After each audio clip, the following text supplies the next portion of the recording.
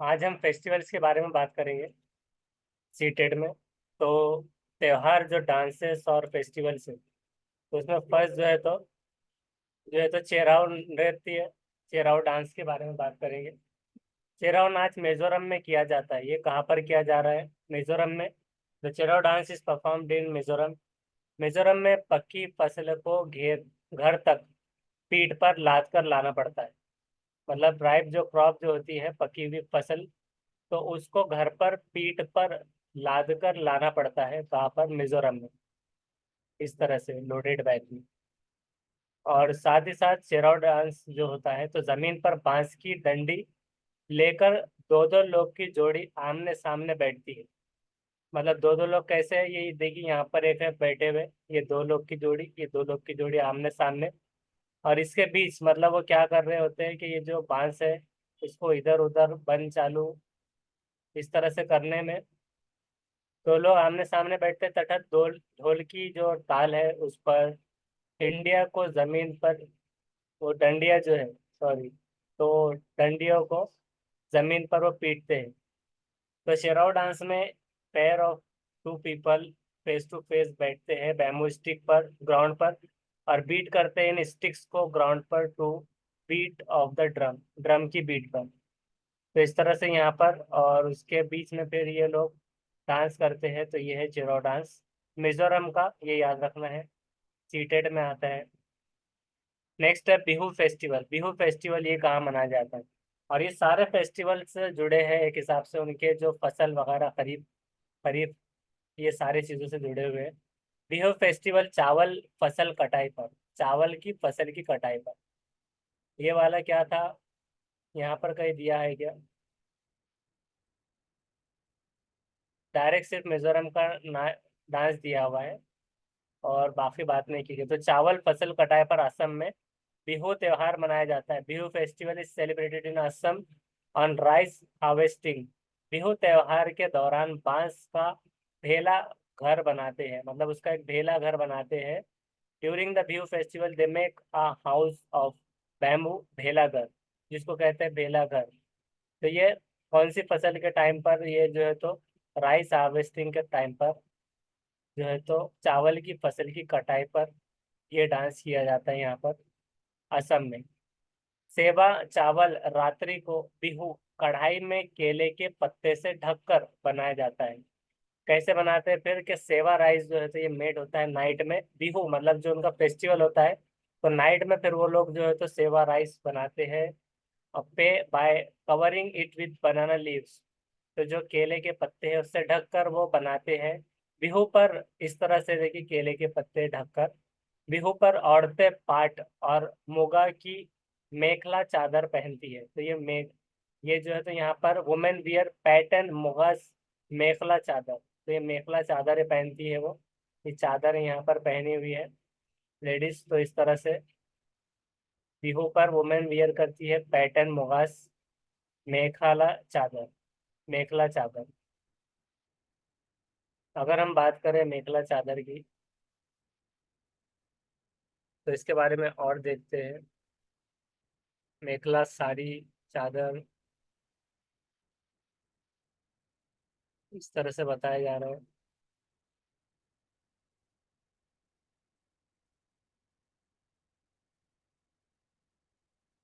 तो इस तरह से उसके बाद है पोंगल त्योहार के बारे में बात की जा रही है। पोंगल का शाब्दिक अर्थ, उसका वर्ड का मीनिंग ये निकलता है, क्या निकलता है? ओवर सिपलिंग या फिर सिपलिंग ओवर। और इसे बर्तन में उबलते चावल की परंपरा के कारण कहा जाता है। क्यों कहते हैं उसको उबलता हुआ चावल? तो सिपलिंग ओवर, सिपलिंग ओवर को अगर हम उर्दू में कहें, फैल रहा है, मतलब फैल रहा है, उबल रहा है। तो ये इसका मतलब निकल रहा है सिपलिंग, सिपलिंग ओवर। तो यहाँ पर लिटरल मीनिंग क्या है पोंगल का? वो है स्पिलिंग ओवर। और इसको कहते हैं इस वजह से कि tradition of boiling rice in a pot. ये पॉट यहाँ पर रखी हुई है, वहां पर राइस को बॉईल किया जा रहा है, उबाला जा रहा है। तो ये है पोंगल। शाब्दिक अर्थ ओवर सिपलिंग है, और इसे बर्तन में उबलते चावल की परंपरा के कारण कहा जाता है। फिर पोंगल फेस्टिवल हो गया। कहाँ का है पोंगल त्योहार? नहीं, अभी उसमें नीचे है। तो ये है most popular harvest festival of south India इस पोंगल। दक्षिण भारत के सबसे लोकप्रिय फसल कटाई त्योहार में से एक पोंगल है।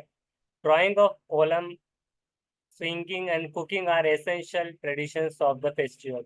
कोलम का चित्रण और उसी तरह से झूला, खाना पकाना, ये इसके अंदर चीजें शामिल होती है त्योहार में। ये कोलम बनाना, चित्रण, स्विंगिंग, झूला और उसी तरह से खाना पकाना, ये उसके जरूरी कंपोनेंट्स होते हैं।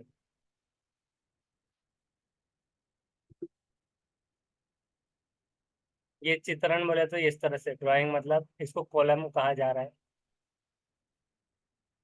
रंगोली भी जिसे कहते हैं। दक्षिण भारत के सबसे लोकप्रिय फसल कटाई त्योहार में से एक पोंगल है। तो ये साउथ इंडिया का याद रखना है। उसी तरह it is celebrated in mid January every year. हर साल में मिड जनवरी, मतलब एक 15-16 तारीख ऐसा पकड़ ली जाएगा। तो मिड जनवरी में हर साल ये मनाया जाता है। ये याद रख सकते हैं आप। पोंगल पोंगल के जो है तो फेस्टिवल ये इस तरह से मिड जनवरी में। उसके बाद it is mainly observed in Tamil Nadu and latest last for about 4 days. ये जो है तो आमतौर से तमिलनाडु में मनाया जाता है, और लगभग 4 दिनों तक ये रहता है। मतलब कितने दिन चलता है? 4 दिन। जैसे कि अब कोई पूछता है कि ईद कितने दिन है, तो ईद उल फित्र 3 दिन है। फिर उसी तरह से ईद उल अजहा 3-4 दिन ऐसे मनाते हैं लोग। ऐसा मतलब आमतौर से तो ये मेनली ऑब्जर्व होता है उसी तरह से तमिलनाडु में। और ये जो है तो रहता है 4 दिनों तक। मुख्य रूप से मतलब आमतौर से तमिलनाडु याद रखना है, और साउथ इंडिया का पोंगल याद रखना है। उसके बाद में बैसाखी फेस्टिवल, बैसाखी का त्योहार। पंजाब में फसल कटाई जब होती है, कहाँ पर? पंजाब में। उस पर बैसाखी का त्योहार मनाया जाता है। Baisakhi festival is celebrated on harvesting in Punjab. नए वसंत की शुरुआत और हिंदुओं द्वारा नए साल के रूप में पूरे भारत में मनाया जाता है। The beginning of the new spring and is celebrated in most of India as the new year by Hindus. तो इस तरह से बैसाखी का फेस्टिवल यहाँ पर मनाया जाता है। और ये ज़्यादातर पंजाब में भी मनाया जाता है। वैसे तो इन मोस्ट इंडिया के बिगिनिंग ऑफ न्यू स्प्रिट है, मुख्य रूप में पूरे भारत में एक तरह से होता है, लेकिन पंजाब से इसको याद रखना ज़्यादा। फिर उसके बाद में ओनम फेस्टिवल। तो ओनम की अगर बात करें तो ओनम अगस्त और सितंबर, मतलब अभी क्या चल रहा है, जुलाई का जब एग्जाम हो जाएगा तो उसके बाद की डेट अगस्त सितंबर। तो अगस्त टू सितंबर के महीने में केरल में मनाया जाता है। केरल, तो केरला में मनाया जाने वाला त्योहार है ओनम। ये 10 दिवसीय फसल उत्सव है, और ये कब कितने दिन चलता है? 10 दिन फसल उत्सव है। Onam is 10 days crop harvest festival celebrated in Kerala in the month of August September. तो इस तरह से देखिए यहाँ पर ये बड़ी रंगोली वगैरह बनाई गई, कोलम वगैरह इस तरह से। फिर इसमें ये अलग अलग खेल वगैरह के तौर पर, एक मतलब नाव बोट होती है, उसके अंदर बोट के थ्रू में क्या होता है कि उसकी भी एक रेस लगती है जल्दी जल्दी, मतलब चलाने के लिए। फिर कुछ लोग इस तरह से पहनकर नाचते करते दिखाई देते हैं, शेर वगैरह के तौर पर। इसको मतलब इसको नाम एक है जिसको क्या कहते हैं, क्लासिकल, यहाँ पर कहीं पर नाम आया हुआ है वो। हाँ, कथकली उसको कहते हैं, ये डांसेस के तौर पर। तो इस तरह से फिर ये कथकली, कथक अलग है और कथकली अलग। फिर उसी तरह से इस तरह से पूजा वगैरह ये सारी चीजें सजाकर, खाना, डांस, ये सारी चीजें इस तरह से करते हैं। तो 10 दिन के लिए उत्सव के लिए नृत्य और वल्लम कली नामक एक सांप नौका दौड़, जैसे कि अभी बताया गया ना कि इससे दौड़ जो लगाई जाती है, तो ये होती है अर्नुमला बोट रेस, जिसको क्या कहा जाता है कि अरनमुला बोट रेस, जो कि नाव के बीच में रेस होती है। कॉन्टेस्ट कॉल्ड जो कॉन्टेस्ट होते हैं तो उसको कहते हैं Vallamkali, is also carried out. There are dances for celebration and snake boat race. तो स्नेक के तौर पर ये बनाई गई होती है ये बोट, और उसकी एक रेस लगाई जाती है, तो उसे कहा जाता है वल्लमकारी, वल्लमकली। इस तरह से स्नेक के तौर पे ये बनाकर बोट और उसकी एक रेस लगाई जाती है इस तरह से, वल्लमकली। उसके बाद ओनम के 10वें या अंतिम दिन को, मतलब जो आखिरी दिन रहेगा, उसको कहते हैं त्रुवोनम। त्रुवोनम कहा जाता है। सबसे बहुत इम्पोर्टेंट होता है ये, और केरल की संस्कृति की सबसे लोकप्रिय अभिव्यक्तियों में से ये एक होता है। द 10th और the last day of Onam is said Thiruvonam to the most important and is one of the most popular manifestations of culture of Kerala। तो त्रिभुवनम क्या है ये देखते हैं। ये इस तरह से यहाँ पर ये जो बनाया जा रहा है, तो इसको त्रिभुवनम कहा जा रहा है।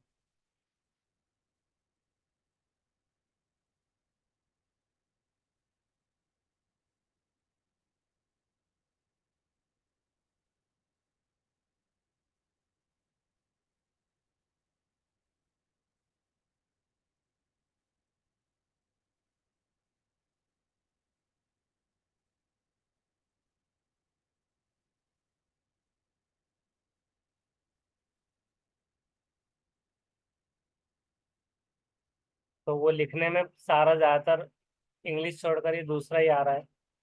Most auspicious day during the Onam festival is celebrated throughout Kerala.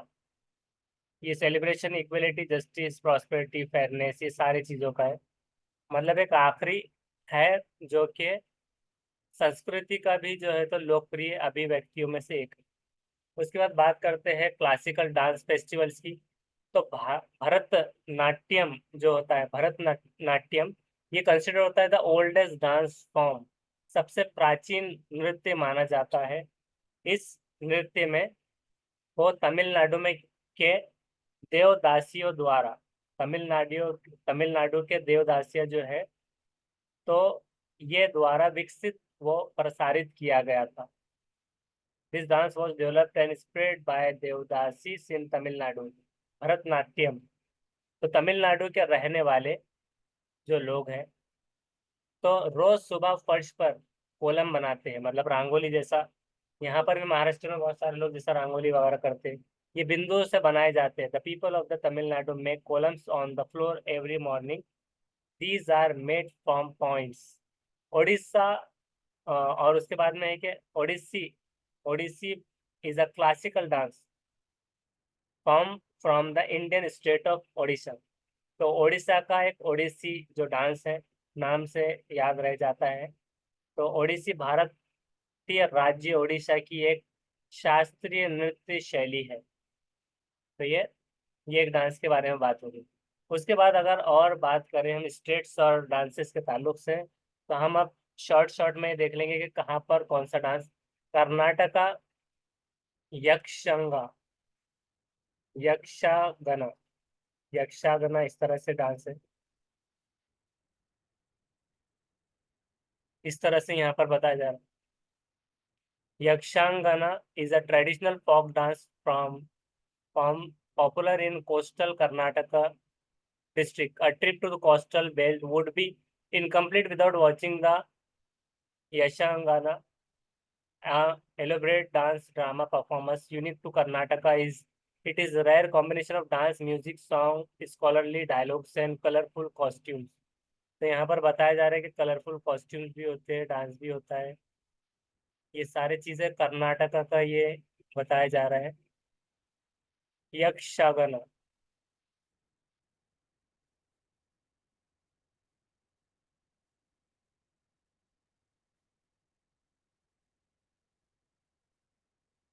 तो ये था कर्नाटका का। केरला का तो कथकली है, जो हमने अभी ऊपर जो इमेजेस गई है। तो कथकली इस तरह से रहता है वो। ये इस तरह से तस्वीर में जो है ऐसे खुद को मेकअप किया जाता है उसमें। और फिर वो डांस होता है तो उसको कहते हैं कथकली। कथक और कथकली ये चीज़ें अलग अलग भी हो जाती है। पंजाब का जो है तो योद्धा, भंगाड़ा, भांगड़ा। तो भांगड़ा या योद्धा, ये डांस जो होता है तो ये कहाँ पर है? हाँ, पंजाब का है। भांगड़ा से लोगों को याद होता है इस तरह से। तो ये पंजाब का हो गया। गुजरात का गरबा या डांडिया या रास, इस तरह से। तो गरबा हो गया, तो ये है गुजरात का।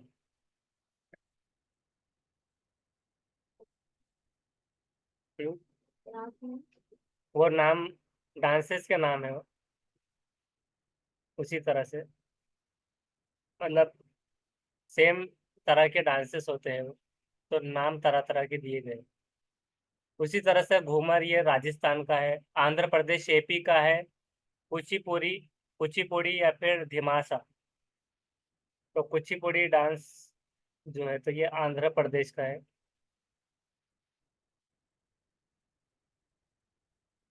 कुचिपुड़ी और धिमासा बोलकर डांस।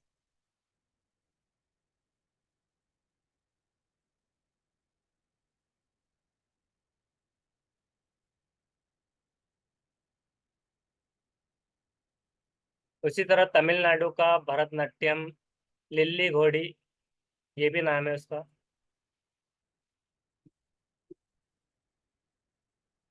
लिल्ली घोड़ी मतलब लंगड़ी नहीं, एक घोड़ी है यहाँ पर।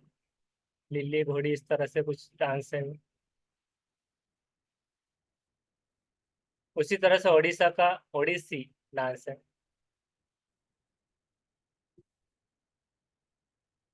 तो ये उड़ीसा का डांस ओडिसी। उसी तरह हरियाणा का धमाल या घूमर।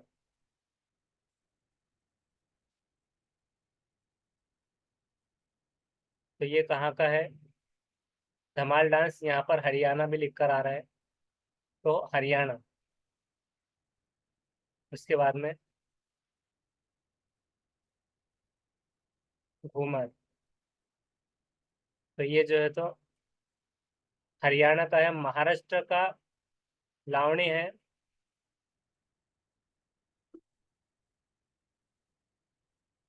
तो लावणी डांस याद रखना है।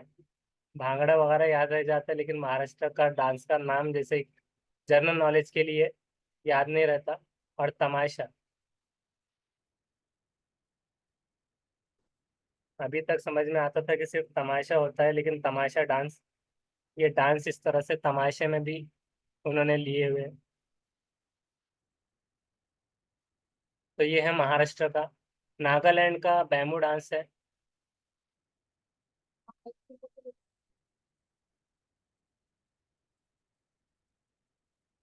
बैम्बू डांस ये कहाँ का है?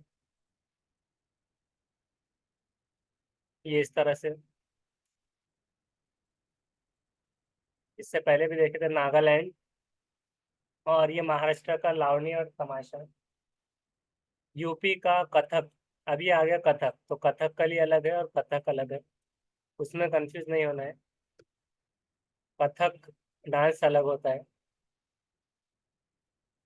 उसके बाद होली का डांस, यूपी का।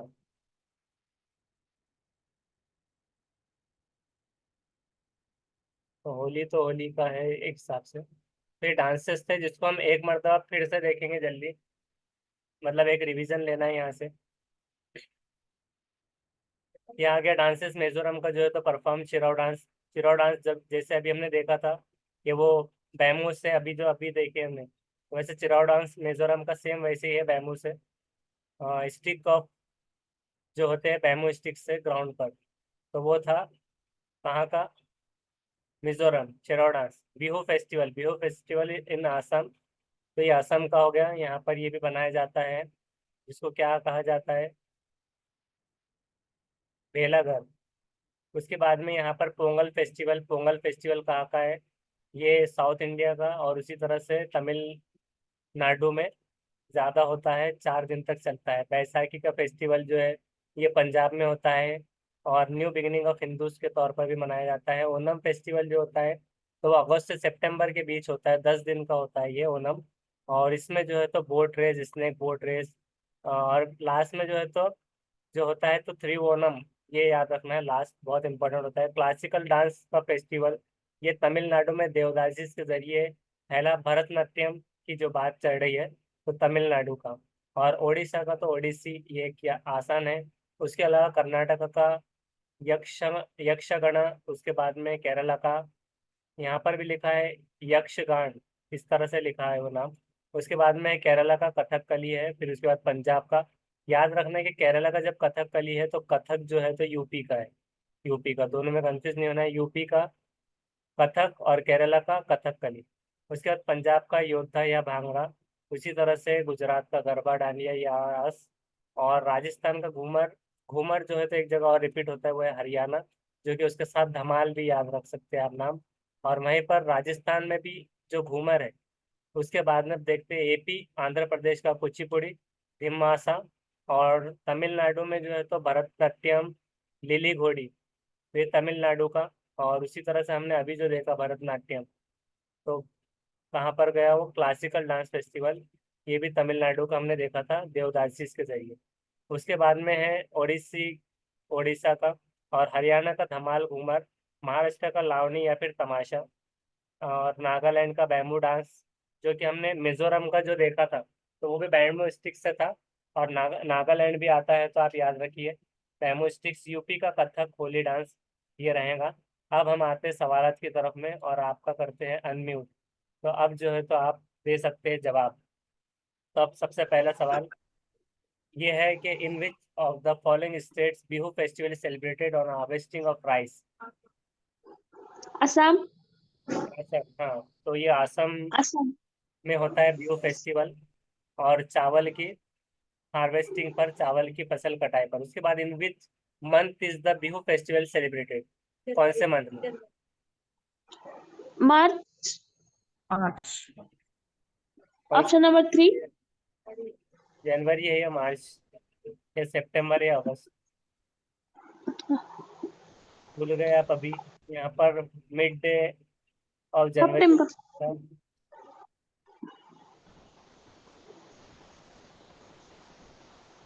बिहू फेस्टिवल, इसकी कौन सा चल रहा था अभी? यही चल रहा है ना, mid day, mid January every year, तो इस तरह। तो ये पोंगल का था ये वाला। और अभी एक कौन सा क्वेश्चन पूछा गया इसके बारे में, शायद उसमें बिहू फेस्टिवल, तो बिहू फेस्टिवल का उसमें पढ़ने में डायरेक्टली नहीं आया था, असम का। ऑप्शन नंबर सेकंड का करते हैं जनवरी। सेकेंड,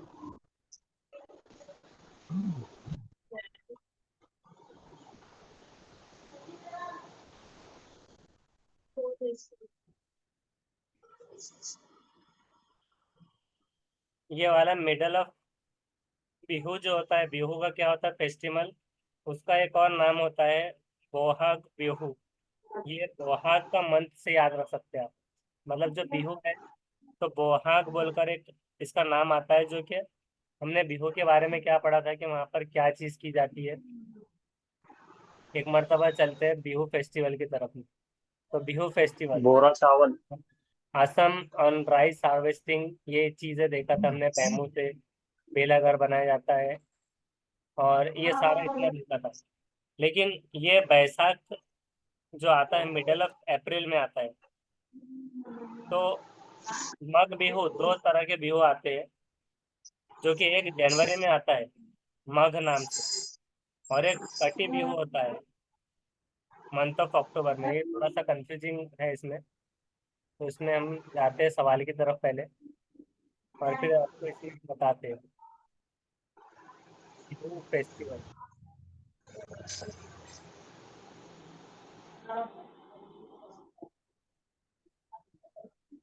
देखिए यहाँ पर तीन बिहू फेस्टिवल होते हैं एक हिसाब से, नेमली बोहाग बिहू।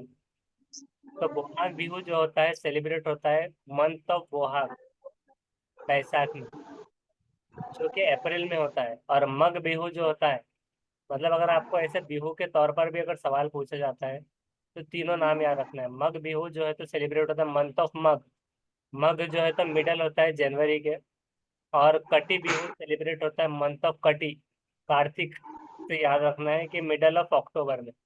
तो ये होता है। और असम का जो फेस्टिवल की अगर हम बात करें, तीज बिहू फेस्टिवल, तो मघा बिहू जो होता है, तो ये तीन नाम याद रखना है।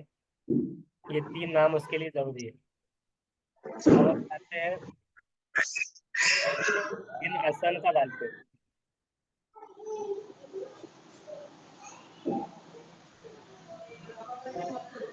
तो हार्वेस्ट फेस्टिवल असम का कहा जाता है मग बिहू। तो असम का जो बिहू है तो उसे मग बिहू से याद रखना है। मग बिहू ऑब्जर्व होता है मंथ ऑफ जनवरी में। ये जनवरी के मंथ में होता है। और लोहरी ये हार्वेस्टिंग फेस्टिवल है जो पंजाब में जब आता है, पंजाब में, other part of north India में। और ओणम जो है तो ये तो हमने देखा ही था। तो ये असम का जो फेस्टिवल होता है वो मग बिहू कहा जाता है। तो हमारे पास में जो तीन बिहू के फेस्टिवल्स है, बोहाग बोहाग बिहू जो कि अप्रैल का जो रहेगा, अप्रैल मार्च में जो कंफ्यूज होते हैं, तो वो मग बिहू बोहाग बिहू वाला है। बोहाग बैसाख, मिडल ऑफ अप्रैल। और असम का मग बिहू है जो उसको याद रखना है मंथ ऑफ जनवरी में। और कटी बिहू ये तो अलग है, कार्तिक मिडल ऑफ अक्टूबर, ये तो काम करनी। तो मग बिहू से असम का ऑलवेज फेस्टिवल जो तो मग बिहू कहलाता है। तो ये हमेशा जनवरी 14 एंड एंड्स ऑन 15 जनवरी, मतलब मिडल में रहेगा, ये याद रखना है। तो वो क्या हुआ? उसके बाद में नेक्स्ट जो है तो क्वेश्चन, ये दो ही क्वेश्चंस थे उसके। उसके बाद में अब पढ़ते हैं चमकता सितारा के बारे में। मतलब जो चमकता सितारा गर्ल स्टार की बात की गई यहाँ पर। तो पहला है इसमें नाम अनीता कुशवाहा। इनकी बात चल रही है कि मुजफ्फर जिले के बेचाहा गांव में ये रहते हैं। कहाँ पर? मुजफ्फर जिले के बोचाहा गांव में, बोचाहा विलेज में। This is in Muzaffarpur district in Bihar. ये मुजफ्फर जिले के बोचाहा गांव में रहते हैं, जो बिहार में है। याद रख लेना है। अब इनके घर में ये कौन कौन रहते हैं? My parents and two younger brothers. I study in college. ये स्टडी करते कॉलेज में। Beside studying I teach young children. और स्टडी करते करते ये पढ़ाते हैं बच्चों को। आई ऑल्सो कीप हनी बीस। मैं मधुमक्खी पालन का काम भी करती हूँ। अनीता होलसेलर बनना चाहती है, जिससे वो मधुमक्खी पालने वाले को शहद की सही कीमत दिलाने में मदद कर सके। वो क्या करना चाह रही है कि Anita wants to become a wholesaler so that she can help beekeepers get the right price for honey. तो इनके बारे में इतना ही था। तो मतलब कितना गर्ल स्टार के बारे में ये है कि ये भोशा विलेज में रहती है। ये तो एक इंट्रोडक्शन हो गया। This is Muzaffarpur district in Bihar, जो कि बिहार के मुजफ्फरपुर डिस्ट्रिक्ट में आता है बोशाह विलेज। और वो पेरेंट्स और दो यंगर ब्रदर्स, छोटे भाइयों के साथ में रहते हैं। तो ये भी मतलब इसमें कोई बड़ी बात वैसा नहीं आई, ये एक इंट्रोडक्शन चल रहा है। स्टडी करते हैं कॉलेज में, और इसके साथ जो वो पढ़ा रही है यंग चिल्ड्रंस को, तो ये हो गई बड़ी बात कि मतलब पढ़ते पढ़ते में जब यंग चिल्ड्रंस को पढ़ा देना। उनको भी लो खेलने में। आई ऑल्सो कीप क्या हनी। खेल रहे मुन्ना? मुन्ना, ये ओही। सुनना और सुनना जो कर रहे हैं तो ये पूरा वॉइस बंद करके कीजिए। तो वो हिसाब से यहाँ पर म्यूट करना भूलिए मत। तो उसके बाद में आई ऑल्सो कीप हनी बीस।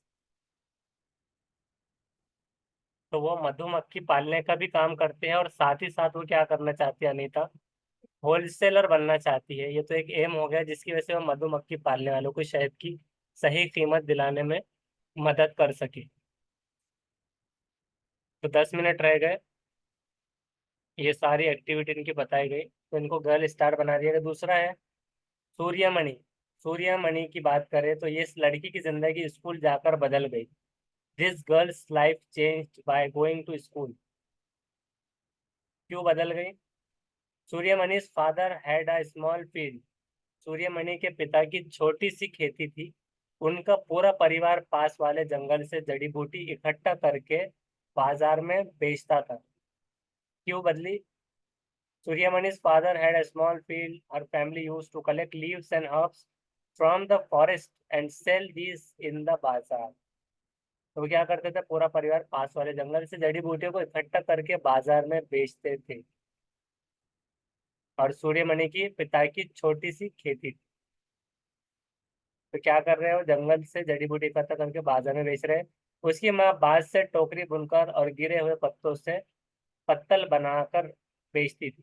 Her mother would weave baskets from bamboo or make leaf plates out of the fallen leaves।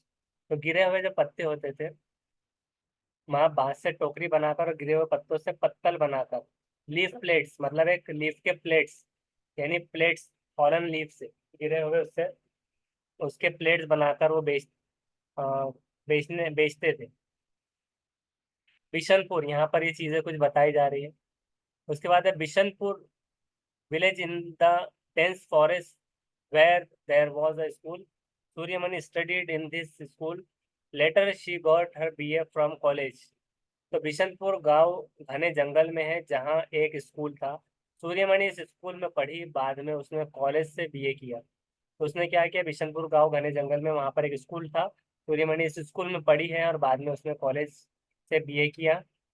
और उसके बाद में है, सूर्यमणि 21 साल की थी जब उसने वासवी दीदी और कई लोगों की मदद से एक केंद्र खोला। अब इसकी यहाँ पर बड़ी बात क्या हो गई कि उसने एक केंद्र खोला है। एक केंद्र मतलब एक, उसने जगह का नाम रखा तोरांग। तो तोरांग कहाँ पाया जाता है, तो ये सवाल भी आता है। तोरांग जंगलात में भी आता है, तोरांग जो है तो जंगलात वगैरह में भी आता है वो, ऐसे चीजें आता है। तोरांग फॉरेस्ट कहाँ पर मौजूद है। अब इसने जो रखा था केंद्र, उसका नाम भी है तोरांग। So Suryamani was 21 when she opened a center with the help of Wasabi Didi and others. She called it Torang। उसने उसको तोरांग का नाम दे दिया। यहाँ पर ये कुछ बुनाई वगैरह करते हुए, ये पत्ते इकट्ठा करते हुए दिखाई दे रहे हैं लोग। उसके बाद में विच मीन्स जंगल। हाँ, तो यहाँ पर आ गया, तोरांग का मतलब होता है जंगल इन द कुडुक लैंग्वेज। और कौन सी लैंग्वेज में? कुडुक लैंग्वेज में उसका मतलब होता है जंगल। तो ये कहाँ पर होता है, ये सीटेड में पहले आ चुका है सवाल। तो यहाँ पर देखिए झारखंड में है वो। तो झारखंड में जंगल बचाओ आंदोलन का नेतृत्व सूर्यमणि ने किया। तो उसने क्या किया था, जंगल बचाओ का आंदोलन किया, नेतृत्व सूर्यमणि ने किया, जो एक पत्रकार भी थी। तो वो एक पत्रकार भी थी। The Jungle Bachao Andolan in Jharkhand was led by Suryamani who was also a journalist. तो ये याद रखना है। जंगल अधिकार का कानून 2007 क्या होता है, ये याद रखिए। ये कानून आदिवासियों को जंगल पर उनका एक हक दिलाता है। जो लोग कम से कम 25 साल से जंगल में रहे, उनका वहाँ के जंगल और वहाँ पैदा होने वाली चीजों पर हक है। उन्हें जंगल से हटाया ना जाए। जंगल बचाने का काम भी उनकी ग्राम सभा करे। ये इसको हल्के में मत लीजिए, ये सवाल पहले आ चुका है सीटेड में। और उसी तरह से कौन से नियम में आता है, क्या होता है, ये चीज आती है। ट्रू और फॉल्स असर्शन रीजनिंग पे भी ये सवाल आता है। तो इसको बिल्कुल हल्के में नहीं लेना, ये सवाल आ चुका है। तो people who have been living in the forest for at least 25 years have a right over the forest land and what is grown on it. कि वहाँ पर जो रह रहे हैं उस जमीन पर और जो उगाया जा रहा है वहाँ पर, उस पर उनका हक है। They should not be remove from the forest. उनको हटाया नहीं जा सकेगा फॉरेस्ट से। The work of protecting the forest should be done by their gram sabha. तो उनकी वहाँ पर जो ग्राम सभा होंगी, उनके जरिए वो चीज़ें फैसला किया जाएगा। उसके बाद में सुनीता विलियम पर बहुत सारे सवालात आते हैं। मतलब सारे सवालात यानी ज्यादा, यानी कि पिछले पेपर्स में, एक पेपर में ज्यादा नहीं आएंगे लेकिन बहुत इंपॉर्टेंट है। तो सुनीता विलियम जो है, तो as a child he was interested in sports. अब यहाँ पर ही क्यों लिख दिया गया? सुनीता महिला है या पुरुष है? तो यहाँ पर उन्होंने शी की जगह पर ही लिखा है। तो बचपन में उनकी खेलकूद में रुचि थी, खास कर तैराकी, लेकिन बन गई हेलीकॉप्टर पायलट। तो उनको क्या था, खेलकूद में ज्यादा इंटरेस्ट था, खासकर तैराकी करने में। लेकिन वो स्विमर ना बनते हुए बन गई हेलीकॉप्टर पायलट। पायलट बन गई वो। As a child he was interested in sports specially in swimming but became a helicopter pilot. उसके बाद सुनीता विलियम 6 महीने से ज्यादा अंतरिक्ष में रही। वो 6 महीने से ज्यादा कहाँ पर रही? अंतरिक्ष में रही है। अंतरिक्ष में सबसे अधिक समय तक रहने वाली महिला सुनीता विलियम्स है। सुनीता विलियम किस लिए मशहूर है? Has been in the space for over 6 months, the longest lived women in the space is Sunita William. उसी तरह से वेट लिफ्टर वगैरह के बाद में भी आता है, कर्नल मलेश्वरी के बारे में बहुत सारे सवाल आते हैं, उसको भी हम देखेंगे। अंतरिक्ष यान से सुनीता विलियम्स अंतरिक्ष में गई, जहां से पृथ्वी बहुत ही अद्भुत व सुंदर दिखती है। From the spacecraft Sunita William went to space from where the earth look very amazing and beautiful. 20 जुलाई 1969 को नील आर्मस्ट्रॉन्ग चंद्र पर उतरे। तब सुनीता विलियम्स 5 साल की ही थी। तो जब आर्मस्ट्रॉन्ग वहां पर गए थे, Sunita Williams was 5 years old only when Neil Armstrong landed on the moon on 20th July 1969। उसके बाद बच्चों ने सुनीता से सवाल पूछा कि आप क्या बनना चाहेंगी, तो सुनीता ने कहा कि शिक्षिका, तभी ताकि बता सकूं कि विज्ञान और गणित जिंदगी से कितना जुड़ा, कैसे जुड़े हैं। तो मतलब टीचिंग प्रोफेशन कितना अच्छा प्रोफेशन है। ये जो सुनीता विलियम भी है, उससे अगर बच्चों ने सवाल पूछा था, तो children ask Sunita the question, what would you like to be? Sunita said, teacher, so that I can tell how science and mathematics are related to life। कि जिंदगी से कैसे जुड़ा हुआ है मैथमेटिक्स और साइंस, ये दोनों अलग नहीं है। विज्ञान और साइंस और मैथमेटिक्स, रियाजी हमारी जिंदगी का एक अटूट हिस्सा है। आइजक इसमें द्वारा लिखी गई पुस्तक, किसने लिखा था ये याद रखना है। इनका नाम कहाँ पर है, इसको इंग्लिश में बाद में देखते हैं। आइजक एसिमेव द्वारा लिखी गई पुस्तक how we found the earth is round, कि how we found the earth is round, कि कैसे हमें पता चला कि दुनिया गोल है। क्या इस वजह से पता चला कि लोग गोलमोल चीजें करते हैं और मतलब ऐसे बातें करते हैं, इस वजह से नहीं। How we found the earth is round में बताया गया है कि सदियों से इंसान ने पृथ्वी के बारे में क्या क्या सोचा है। तो इसमें बताया गया है कि सदियों से इंसान ने जमीन के बारे में क्या क्या सोचा है। तो यहाँ पर देखिए, ये भरी उड़ान 9/12/2006 में, और उसी के 2 दिन के बाद की बात है। देखिए, ये खाना कहाँ उड़ा जा रहा है, ये खाना कहाँ उड़ा जा रहा है 11/12/2006। फिर बाल खड़े के खड़े काम करते हुए भी ना करे परेशान, मतलब बाल खड़े के खड़े काम करते हुए भी ना करे परेशान, मतलब बाल से जो है तो परेशानी नहीं हो रही है उसका, जो मतलब ऊपरी तरफ में उड़ रहे हो तो मतलब चेहरे पर नहीं आ रहे, काम करते वक्त भी परेशान नहीं करे। 13/12/2006 इस तरह से कुछ इमेजेस बताई गई, और ये अलग अलग है। यान के बाहर सुनीता वाह वाकई अंतरिक्ष में, उसके बाद में यान के बाहर, ये अंतरिक्ष में बिल्कुल ऐसे है। 16/12/2006 की। और अरे पाँव टिकते ही नहीं, पाँव मतलब वहां पर टिकते ही नहीं, तो ये 11/12/2006 की इमेजेस, मतलब ये कुछ इमेजेस ली हुई थी, उसके ऊपर ऐसे कैप्शन डाल दिए गए। बहुत सारे लोग जैसे स्टेटस रखते हैं और फेसबुक पे डालते हैं, तो वैसे कुछ कैप्शंस यहाँ पर लिखे हुए। How we found the earth is round written by Isaac Asimov describe what human have thought about the, क्या सोचा इंसान ने, thought about the earth of centuries. उसके बाद यहाँ पर ये चीज हो गई सुनीता विलियम की। उसके बाद हम बात करते हैं बचेंद्री पाल की। बचेंद्री पाल, बचेंद्री पाल गढ़वाल के टिकरी गांव की रहने वाली है। तो Bachendri Pal hails from Tikri village of Garhwal, वहाँ की। 1 मिनट ही हमारे पास रह गया है, जल्दी से इसको खत्म करना है। 1984 में उन्होंने माउंट एवरेस्ट पर चढ़ने हेतु चुना गया। 1984 में उनको ही was selected to climb Mount Everest, ये तो ही है। तो यहाँ पर ये मेल की बात की जा रही है। उसके बाद 23 मई 1984 को दिन में 7:07 पर 8,900 मीटर ऊंची चोटी एवरेस्ट, नेपाली में सागर माथा जिसको कहा जाता है, तो पर कदम रखा। 43 मिनट्स तक